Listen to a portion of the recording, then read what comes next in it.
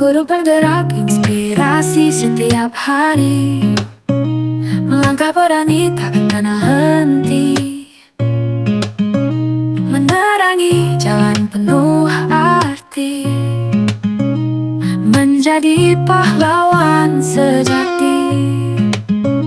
Anak-anak penuh mimpi di mata, dengan semangatku membara, terus maju tak pernah berdusta, menggapai. Assalamualaikum warahmatullahi wabarakatuh. Waalaikumsalam warahmatullahi wabarakatuh. Bu Indah, Alhamdulillah. Bagaimana kabarnya hari ini, Bu Azza? alhamdulillah sehat walafiat. Alhamdulillah Bu Indah sehat ya. Alhamdulillah Harus sehat. tetap semangat. Ya Allah. Jik. Bu Azza nyuwun ngapunten sebelumnya. Kami dari calon guru penggerak angkatan 11 di sini ada beberapa hal yang ingin saya diskusikan terkait pengambilan keputusan berbasis nilai-nilai kebajikan sebagai seorang pemimpin. Tetapi nyuwun tolong Bu Azza, barangkali Bu Azza bisa memperkenalkan diri terlebih dahulu. Nama sama asal instansinya dari mana. Terima kasih Bu Indah. Assalamualaikum warahmatullahi wabarakatuh. Perkenalkan saya Ibu Siti Roazah SPD, Kepala Sekolah UPT SDN 14 Gresik, Jalan Era Kartini nomor 294 Gresik. Matur sembah seperti yang sudah saya jelaskan sebelumnya, yaitu diskusi kita hari ini mengenai pengambilan keputusan berbasis nilai-nilai kebajikan.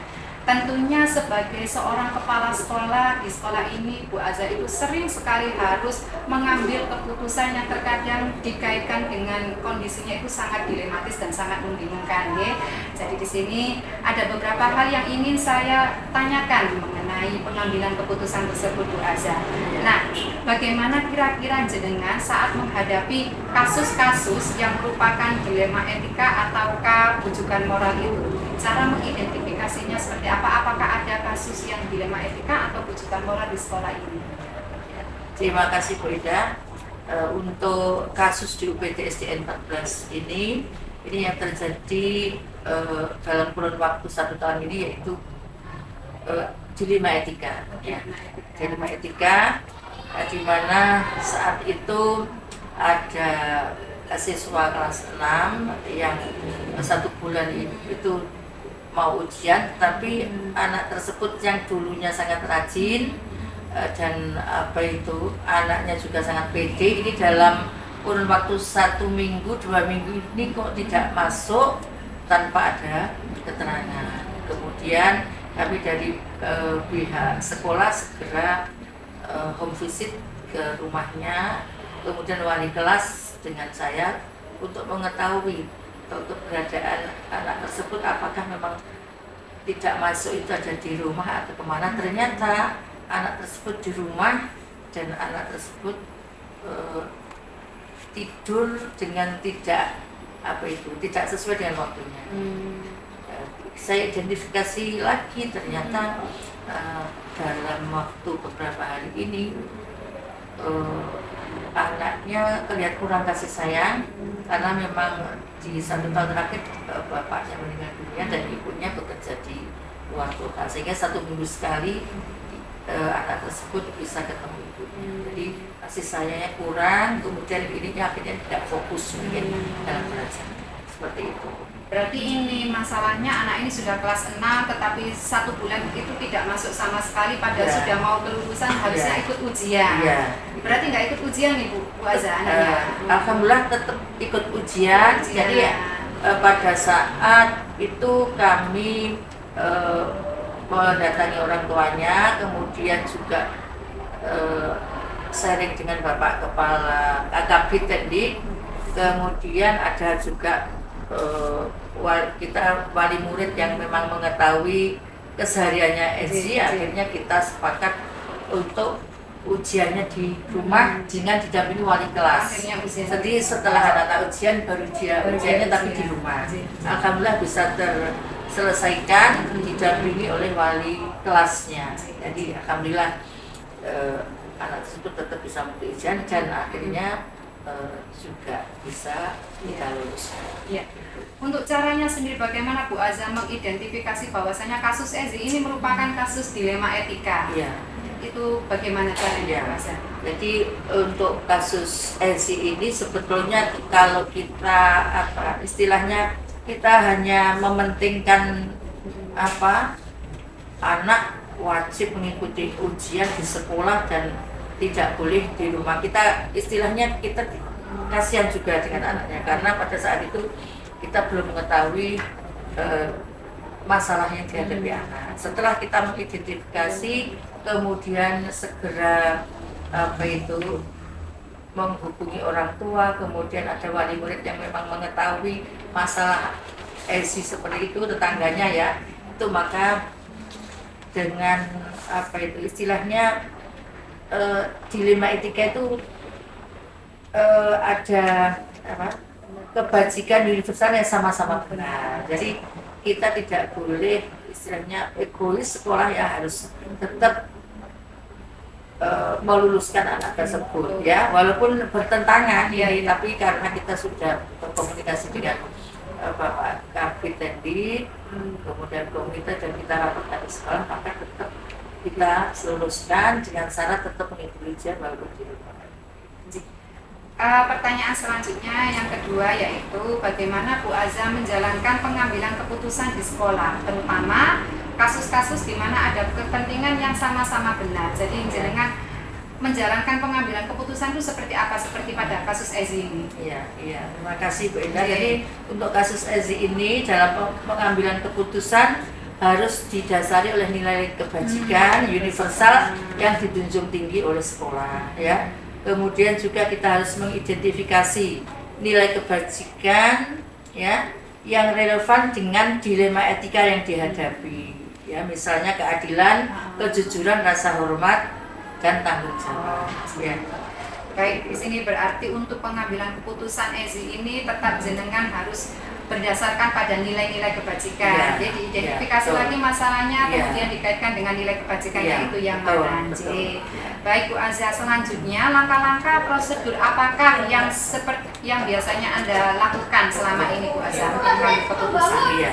Jadi langkah-langkah untuk mengambil keputusan yang pertama yaitu identifikasi dilema etika. Jadi mengidentifikasi dilema etika yaitu harus mengenali situasi yang dihadapi sebagai dilema etika, yang ini berarti terdapat dua nilai kebajikan yang sama-sama benar tapi saling bertentangan.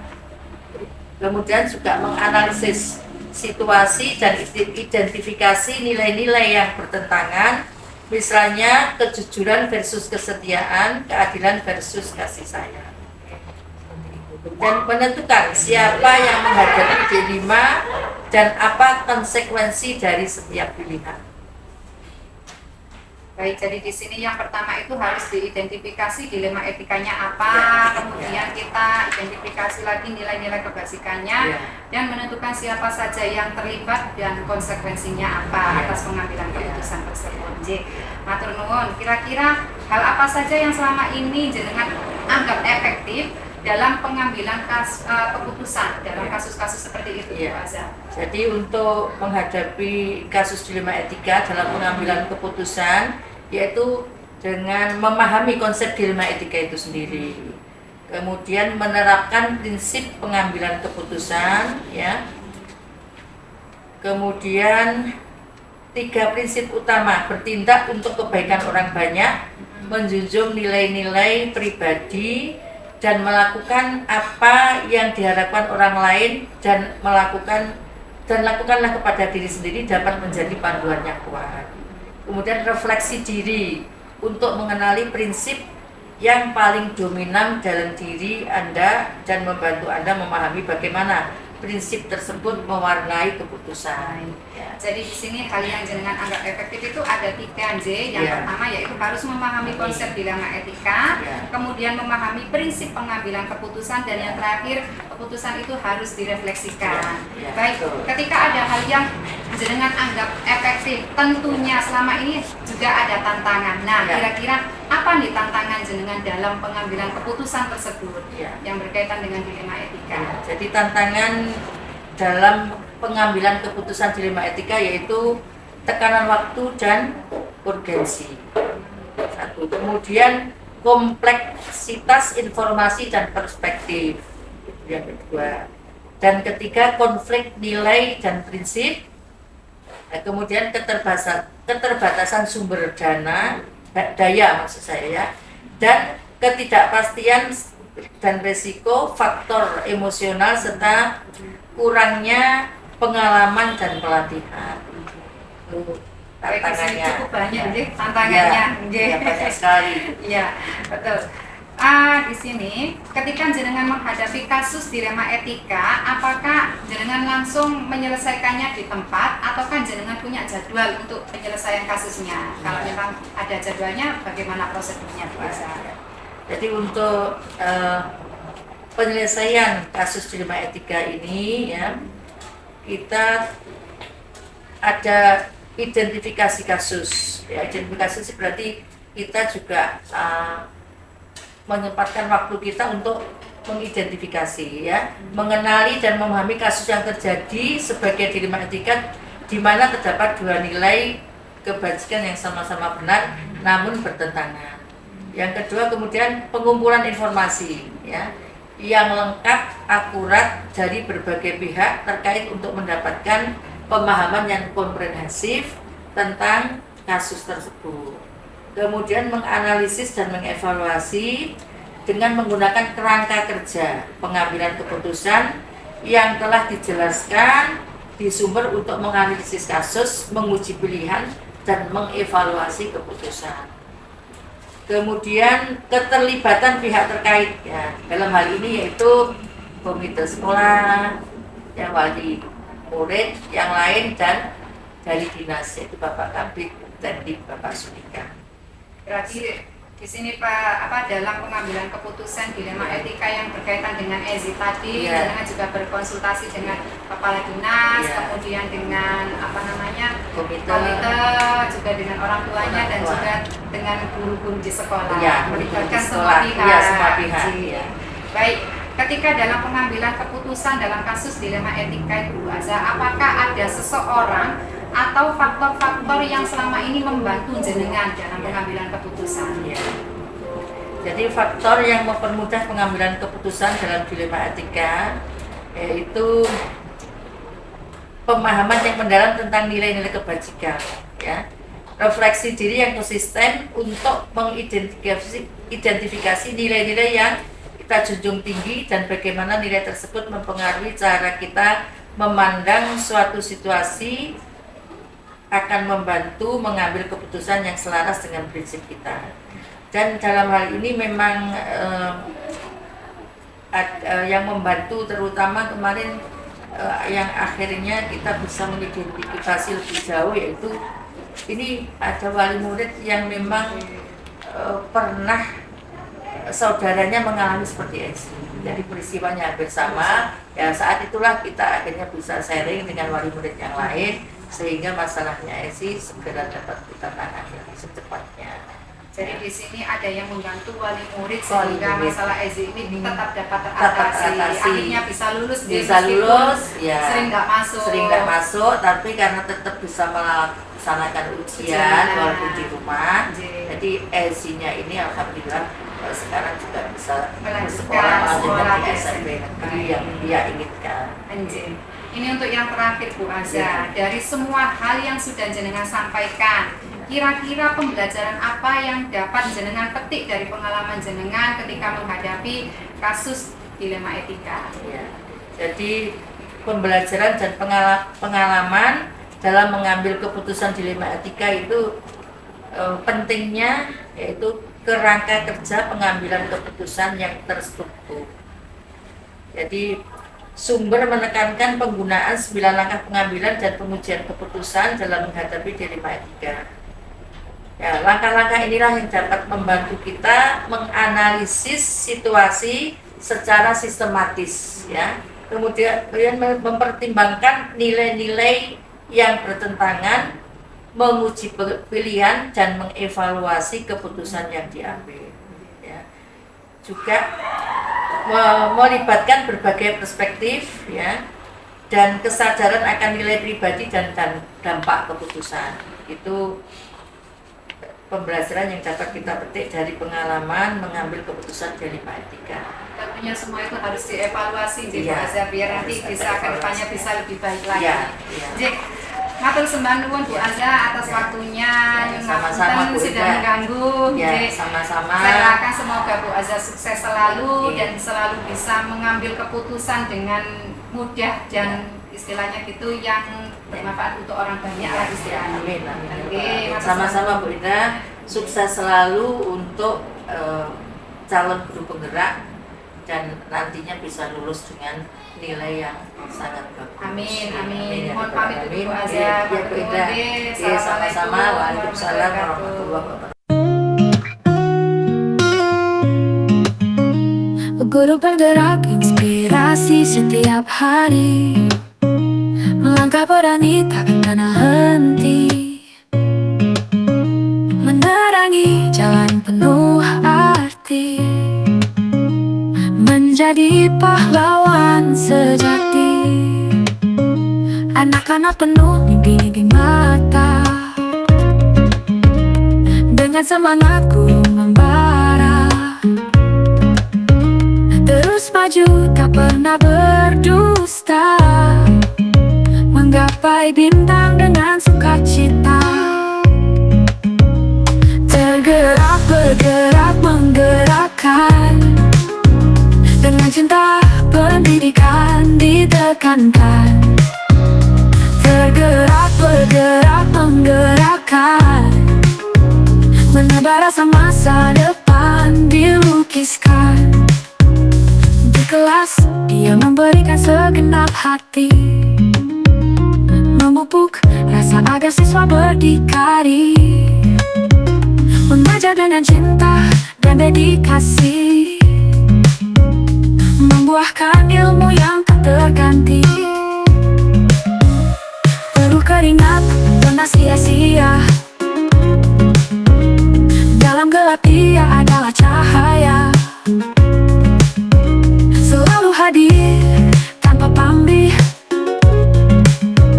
Guru penggerak sungguh luar biasa, tergerak dengan hati yang tulus murni. Assalamualaikum warahmatullahi wabarakatuh, Pak. Waalaikumsalam warahmatullahi wabarakatuh. Bu Indah, sukses selalu. Mohon izin ya Pak, Ya. saya Indrawati dari UPT SDN 14 Distrik. Ya, Barangkali Pak, Bapak bisa memperkenalkan diri dulu sama lembaganya. ya. Terima kasih Bu Indah. Mohon izin perkenalkan saya Fani Argen Bergansyah, Kepala UPT SD Negeri 77 Gresik. Dulunya SD Ambeng-Ambeng Madrajo. Matur sembah nuwun Bapak. Ya. Sebelumnya saya ucapkan terima kasih banyak Bapak sudah meluangkan waktu untuk berdiskusi singkat dengan saya. Sama-sama. Jadi di sini Pak, sebagai seorang pemimpin itu tentunya dalam kesehariannya itu Pak Fani itu sering mengambil keputusan-keputusan, di mana keputusan itu nanti ada yang terkait dengan dilema atau bersifatnya dilematis. Nah, itu yang akan saya diskusikan dengan Pak Fani sebentar. Kemudian nanti akan ada beberapa pertanyaan yang ingin saya tanyakan kepada Pak Fani. Oke. Selama ini Pak, dalam mengidentifikasi kasus-kasus yang ada di sekolah jenengan, apakah ini termasuk dilema etika ataukah ini bujukan moral? Itu bagaimana Pak Fani menyikapinya? Terima kasih Bu Indah. Jadi yang pertama kita identifikasi nilai-nilai yang saling bertentangan ada dalam dilema etika. Terdapat dua nilai kebajikan universal yang sama-sama benar, ya. Kemudian kita identifikasi dan juga apakah ini tergolong dari bujukan moral, di mana hanya ada satu nilai yang benar dan satu nilai yang salah. Tidak. Kemudian kita pastikan ini berhubungan dengan aspek moral, berhubungan dengan mayoritas orang banyak. Kemudian kita terapkan uji benar atau salah. Selanjutnya kita identifikasi paradigma dilema etika. Jika kita telah memastikan itu dilema etika, maka kita identifikasi apakah ini individu lawan kelompok atau rasa keadilan lawan rasa kasihan, kebenaran lawan kesetiaan, ya. jangka pendek atau lawan jangka panjang ya. Kemudian jika kita terapkan langkah-langkah dan uji benar atau saat ini ya, kita bisa melihat situasi ini termasuk dilema etika atau pendidikan moral. Berarti memang harus diidentifikasi terlebih dahulu, ya. Kemudian ada beberapa langkah yang harus dengan pertimbangkan. Jadi setelah itu baru bisa diputuskan apakah ini termasuk dilema etika ataukah ini merupakan rujukan moral. Ya. Sungguh luar biasa sekali. Oke. Ketika jenengan itu menjalankan pengambilan keputusan yang ada di sekolah, terutama untuk kasus-kasus di mana ada dua kepentingan yang sama-sama benar atau sama-sama mengandung nilai kebajikan, itu bagaimana Anda menyikapinya, Pak Fani? Ya, terima kasih Bu Ida. Jadi di mana kita ini di sekolah sebagai institusi moral dan sekolah dipandang sebagai institusi moral memiliki peran penting dalam membentuk karakter warga sekolah. Nah, sehingga pengambilan keputusan harus didasari oleh nilai-nilai kebajikan universal yang dijunjung tinggi oleh sekolah. Kita identifikasi nilai-nilai kebajikan yang relevan dengan dilema etika yang dihadapi, misal keadilan, kejujuran, rasa hormat, tanggung jawab, dan lain-lain. Kemudian keputusan yang diambil harus selaras dengan visi dan misi sekolah yang merefleksikan nilai-nilai kebajikan tersebut. Selanjutnya, memahami dilema etika. Kita kenali bahwasanya kasus yang kita hadapi merupakan dilema etika. Terdapat dua nilai kebajikan yang sama-sama benar. Ya, kita bedakan antara dilema etika dengan kebajikan moral, di mana hanya ada satu pilihan yang benar atau satu pilihan yang salah. Kita analisis situasi dan kita identifikasi nilai-nilai yang saling bertentangan dalam kasus tersebut ya. Ini terus kita menggunakan 3 prinsip pengambilan keputusan untuk memandu proses pengambilan keputusan: bertindak untuk kebaikan orang banyak, menjunjung tinggi nilai-nilai dan prinsip pribadi, melakukan apa yang diharapkan orang lain lakukan kepada diri sendiri ya. Kita refleksikan prinsip mana yang paling dominan dalam diri kita dan bagaimana prinsip tersebut mempengaruhi pengambilan keputusan. Kita juga tidak lupa mendiskusikan dengan rekan sejawat, dengan warga sekolah, dan kita melibatkan berbagai pihak, terutama komunitas sekolah ya. Kita libatkan termasuk ekosistem sekolah ya, murid, guru, staf ya, orang tua, komite, kita libatkan. Kita juga membangun koneksi dan kolaborasi yang kuat antara warga sekolah ya. Selanjutnya kita menguji keputusan ya, kita gunakan 9 langkah pengambilan keputusan. Dari pengujian keputusan ya, kita evaluasi keputusan yang diambil baik secara individu maupun pihak-pihak terkait. Dan selanjutnya kita mengutamakan kepentingan murid ya, karena pendidikan yaitu murid dan murid ya, itu. Terima kasih Bu.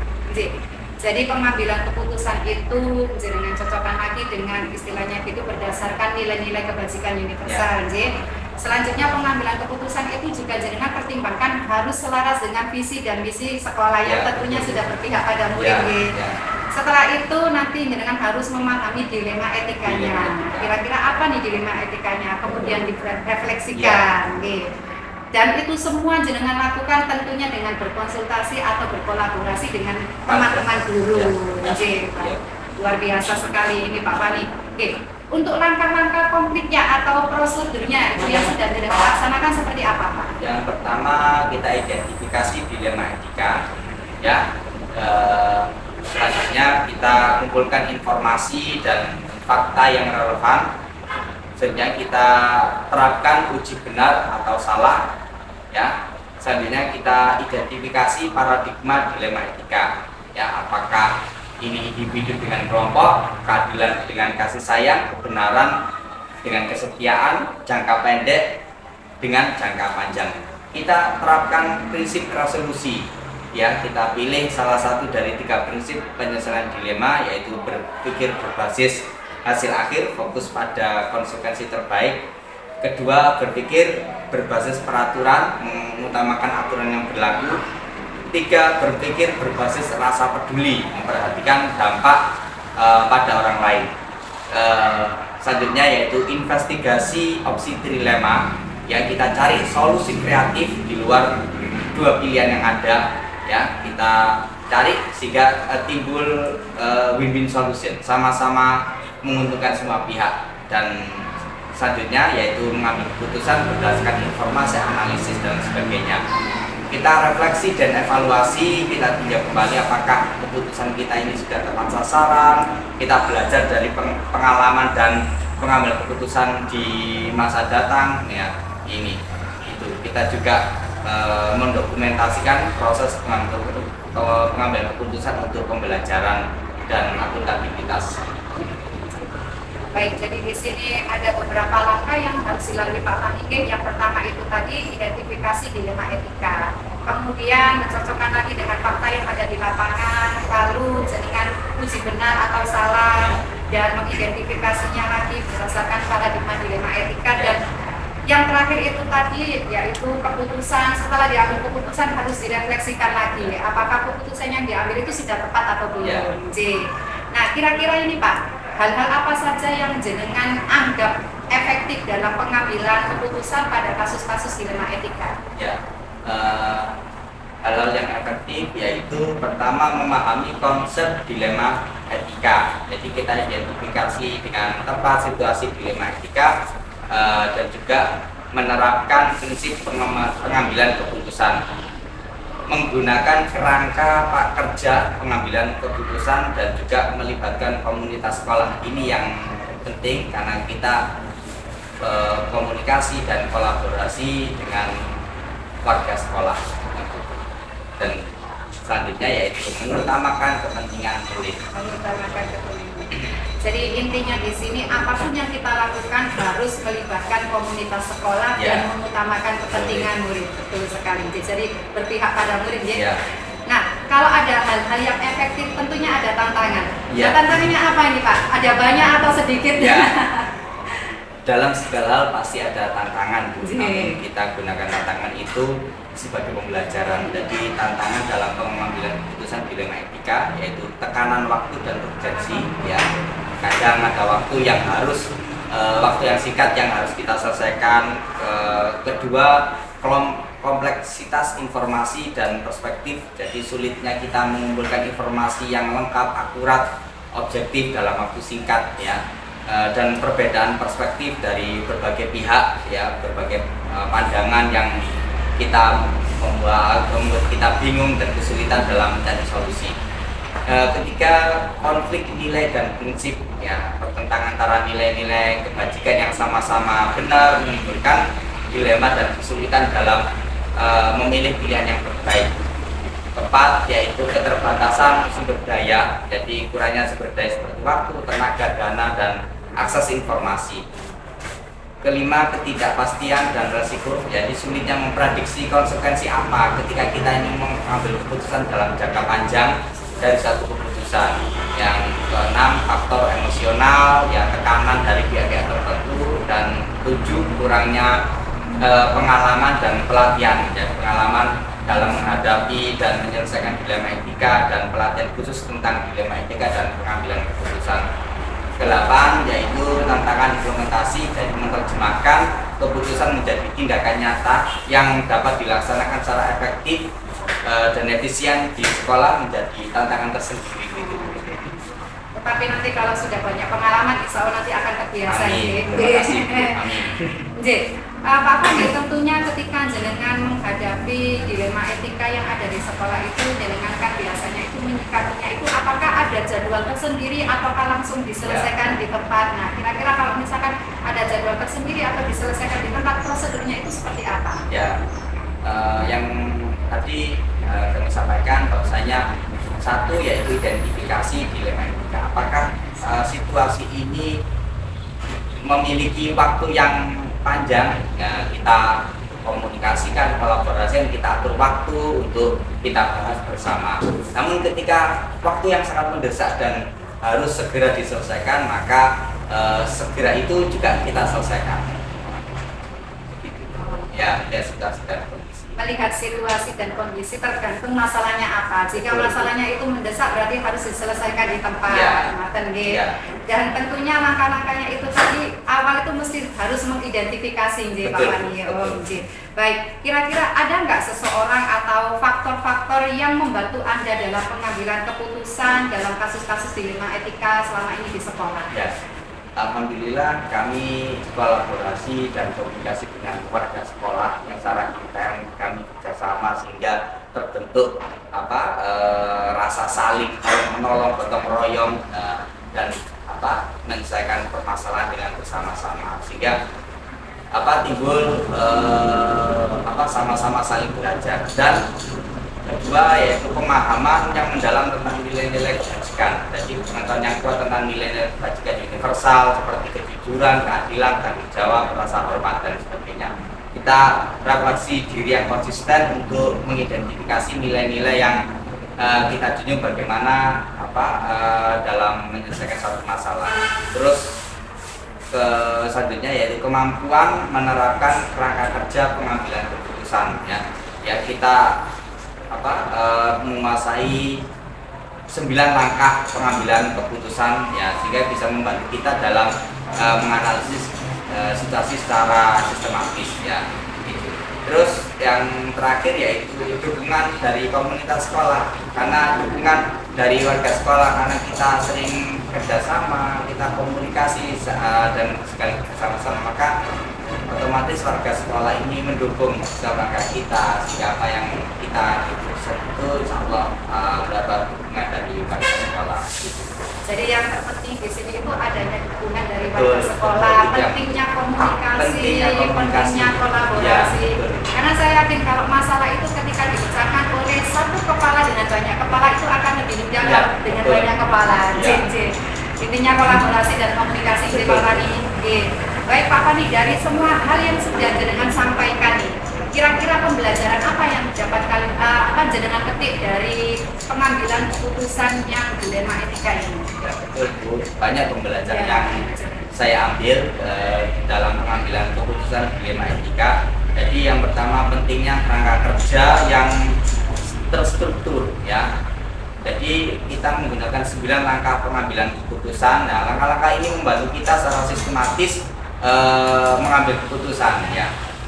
Dua, kita memanfaatkan ya melibatkan berbagai perspektif, ya, berbagai pandangan, berbagai data. Selanjutnya kesadaran akan nilai-nilai pribadi dan dampak keputusan. Keempat, pentingnya mengembangkan kompetensi sosial dan emosional ya. Ini. Kelima, pentingnya evaluasi dan pembelajaran berkelanjutan sehingga dengan kita mengambil keputusan, kita menggunakan komunikasi dan kolaborasi dan lain sebagainya itu akan banyak pembelajaran yang kita dapatkan gitu. Melalui evaluasi tersebut dia Betul, jadi itu. tahu oh ternyata yang sudah didapatkan seperti ini. Ya. Jadi bisa belajar dari pengalaman. Ya. Masya Allah Pak Fani luar biasa sekali ini Ya. jenengan sudah istilahnya itu sudah mampu lah kalau Amin, amin. mengambil keputusan yang berbasis dilema etika ini. Ya. Saya doakan jenengan semoga selalu sehat, Amin. sukses selalu ke depannya, Amin. Terima kasih Bu. dan semakin bermanfaat untuk sesama. Amin. Terima kasih Bu Indah. Semoga sukses selalu bergerak angkatan 11 ya.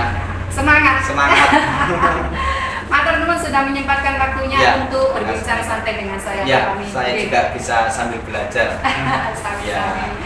Ya, sampai jumpa di lain kesempatan. Pak Fani, mohon undur diri. Ya. Wassalamualaikum warahmatullahi wabarakatuh. Waalaikumsalam warahmatullahi wabarakatuh.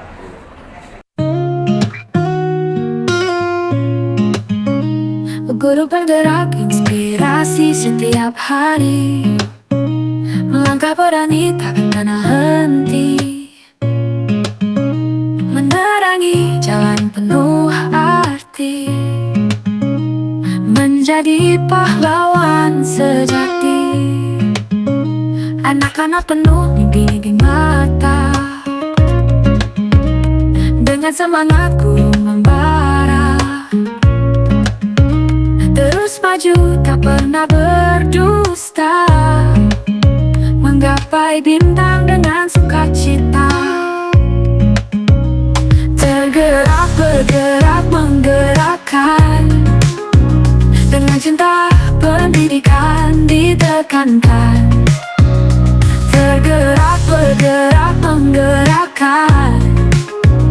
Menebar rasa masa depan dilukiskan.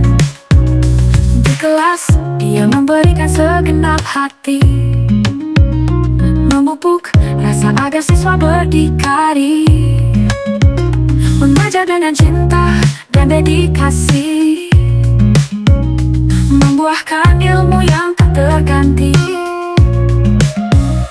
Penuh keringat pernah sia-sia, dalam gelap dia adalah cahaya, selalu hadir tanpa pamrih. Guru penggerak sungguh luar biasa, tergerak dengan hati yang tulus murni, bergerak mendidik tanpa henti, menggerakkan semesta penuh cinta suci. Guru penggerak pelita di tiap generasi.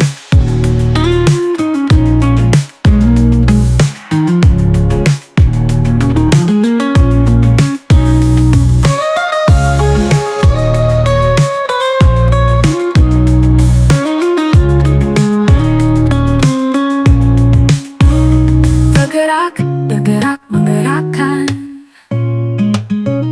dengan cinta pendidikan ditekankan. Tergerak, bergerak, menggerakkan, menebar rasa masa depan dilukiskan. Di kelas bergerak, menggerakkan, dengan cinta pendidikan ditekankan. Tergerak, bergerak, menggerakkan, menebar rasa masa depan